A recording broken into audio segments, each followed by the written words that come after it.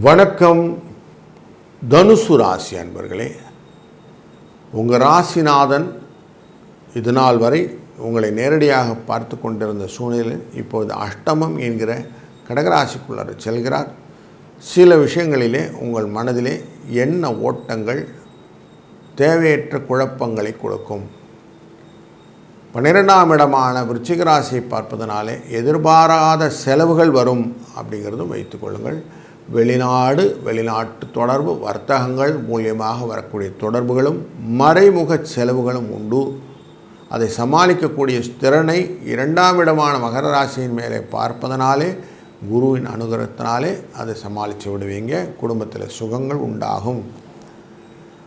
4ஆம் இடமான மீன ராசியை சனி பகவான் இருக்கக்கூடிய அந்த இடத்தையே குரு பார்க்கறதுனாலே மனை வாகன யோகங்களிலே புதிய மாற்றங்களை கொண்டு வர வேண்டும், ஏற்படுத்தி கொள்ள வேண்டும் என்ற எண்ணங்களெல்லாம் வரும். வீடு மாறுவது, புதிய வீடு வாங்குவது, பழைய கட்டடங்களை விற்பது வாங்குவது, பழைய வாகனங்களை விற்பது வாங்குவது போன்ற எண்ணங்கள் எல்லாம் வந்து சேரும். இது எல்லாமே உங்களுக்கு பாசிட்டிவ் எனர்ஜியை கொடுக்கும். நல்லது நடக்கும்.